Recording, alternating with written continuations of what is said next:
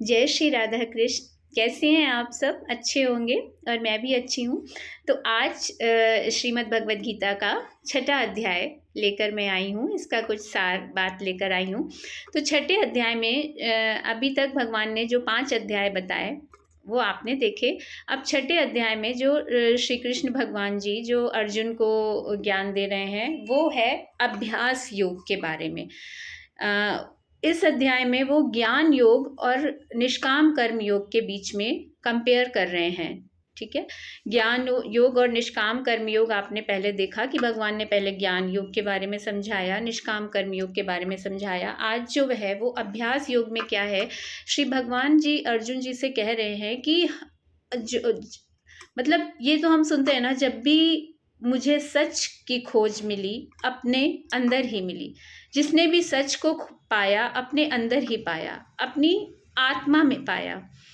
तो भगवान कहते हैं कि हमें अपनी आत्मा को समय देना चाहिए, अपने से जो अपनी आत्मा की आवाज़ को सुनना चाहिए। और आत्मा की आवाज़ हमेशा सही होती है। अगर आत्मा जो है ना वो हमारी सच्ची मित्र भी है और शत्रु भी है। अगर हमने अपने मन पे काबू कर लिया, अपनी इंद्रियों पर काबू कर लिया, तो वही आत्मा हमारी सच्ची मित्र बन जाती है। और अगर हमने अपने मन पे काबू नहीं किया, अपनी इंद्रियों पर काबू नहीं किया, गलत वृत्तियों पर चले गए, तो वही आत्मा हमारी शत्रु भी बन जाती है। तो आत्मा ही है जो एक इंसान को देवता से भी ऊपर का दर्जा दिला सकती है और किसी इंसान को राक्षस से भी नीचे गिरा सकती है। तो भगवान जो हैं वो अर्जुन जी को ये समझा रहे हैं कि योग क्या है। योग अगर हमारे अंदर कोई काम करते हैं, अगर उसमें हम भक्ति को शामिल कर लेते हैं, भक्ति के साथ कुछ काम करते हैं, तो उसमें हमारी वृत्ति जो है वो शुद्ध हो जाती है, पवित्र हो जाती है। और भक्ति के साथ किया हुआ काम जो है वो हमेशा शुद्ध रहता है, हमारा मन शांत हो जाता है। हम जो भी काम करते हैं शांत मन से और शुद्ध आचार विचार से करते हैं। इसमें भगवान ये भी समझाते हैं कि हमें योग, व्यायाम और एक संतुलन के साथ संतुलित आहार विहार के बारे में भी बताते हैं। अब हम ये भी नहीं कर सकते कि मैं बिल्कुल आहार त्याग दे रहा हूँ और बिल्कुल आहार छोड़कर मैं त्याग कर बिना कुछ खाए पिए ऐसे पूजा पाठ कर रहा हूँ या कुछ भी कर रहा हूँ। उससे क्या होगा, आपका शरीर एकदम शिथिल हो जाएगा, आप कुछ नहीं कर पाएंगे।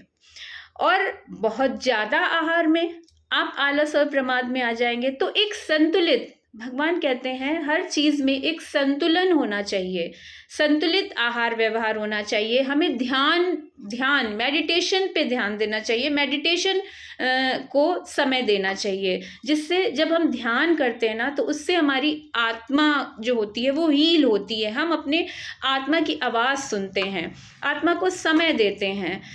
तो ये चीज़ भगवान अर्जुन जी को समझाते हैं। भगवान कहते हैं इसमें 6ठे अध्याय में एक चीज़ और जो बताते हैं वो ये कहते हैं कि कोई कहता है जैसे मैंने भोजन छोड़ दिया, मैंने अग्नि छोड़ दी, मैंने ये त्याग कर दिया, मैंने वो त्याग कर दिया। भगवान कहते हैं ये कोई योग नहीं है। इसमें कोई, अगर आपने अपने करने योग्य क्रिया ही नहीं की तो ये त्याग किसी मतलब का नहीं है। भगवान इसको महत्व नहीं देते हैं। आप अपने करने योग्य जब कर्म कर रहे हैं, जो क्रिया आपको करनी है, जो आपके योग्य है, वो आप संतुलित आहार विहार के साथ, योग के साथ कर रहे हैं, तो वो आपका एक शुभ कर्म है। और कर्म जो भगवान कह रहे हैं, कर्म को जो आप कर रहे हैं, जब तक उसमें आपका संकल्प है, जब संकल्प एकदम समाप्त हो जाएगा, जब आपका कोई संकल्प नहीं रह जाएगा उसके फल मिलने में, तो वो आपका जो कर्म है वो निष्काम कर्म है। तो 6ठे अध्याय में भगवान कहते हैं कि जब कर्म करने में कोई इच्छा या संकल्प ना रहे तो वो कर्म जो है वो योग है। वो योग की श्रेणी में आता है। वो योगी जो है वो श्रेष्ठ है। तो कहते हैं अर्जुन, जो योग है ना वो कर्मियों से और ज्ञानियों से भी श्रेष्ठ जो है ना, वो मुझे योगी लगता है। योगी मुझे श्रेष्ठ लगता है, क्योंकि उसने मेरे ऊपर सब कुछ सौंप दिया है।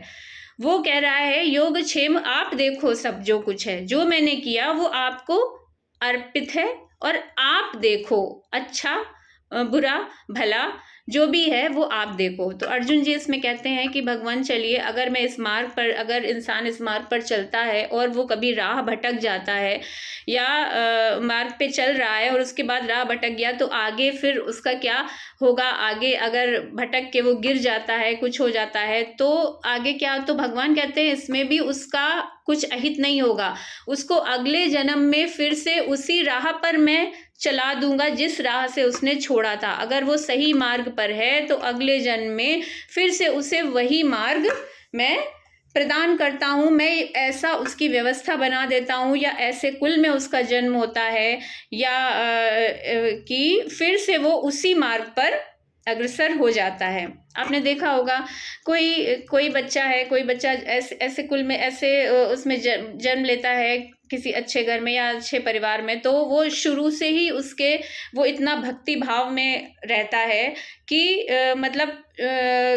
मतलब जो उसको उतना ज्ञान रहता है जितना कि एक 50 साल के इंसान को नहीं रहता, और वो भक्ति मार्ग में बहुत आगे निकल जाता है। तो वो उसके पूर्व जन्म के जो कर्म है, जो पीछे रह गए, जो किसी कारण से उसकी कुछ इच्छाओं की वजह से या कुछ संकल्पों की वजह से वो उस जन्म में नहीं पूरे कर पाया, तो वो अगले जन्म में उसी जगह से भगवान उसको फिर से प्रारंभ कर देते हैं। तो और भगवान इसमें जो है ना, आत्मा को भगवान बहुत आत्मज्ञान के बारे में भगवान बहुत समझाते हैं। अगर हमने अपनी आत्मा की आवाज़ सुनी, अपनी आत्मा को समय दिया, आत्मा को हील किया, तो हम अच्छे से अच्छा कर्म कर सकते हैं। और भगवान कहते हैं कि तू अर्जुन योगी बन, तू योगी बन, तू निष्काम कर्म कर जिसमें तेरी कोई इच्छा न रहे, तेरा कोई संकल्प न रहे। संकल्प मतलब योग में क्या है? योग जो है वो रास्ता नहीं है, वो मंजिल है। योग मतलब है कि मैं मंजिल में हूँ, उसमें फिर कोई भटकाव नहीं है कि मुझे ये मुझे वो मंजिल है, तब आप योगी की श्रेणी में आते हो। तो छठे अध्याय में श्री कृष्ण जी अर्जुन जी को योग के बारे में, अभ्यास योग के बारे में समझाते हैं, और वो ध्यान के बारे में उसको समझाते हैं कि नियम, व्यायाम, आहार विहार ये भी एक बहुत ही आवश्यक चीज़ें हैं मनुष्य के लिए।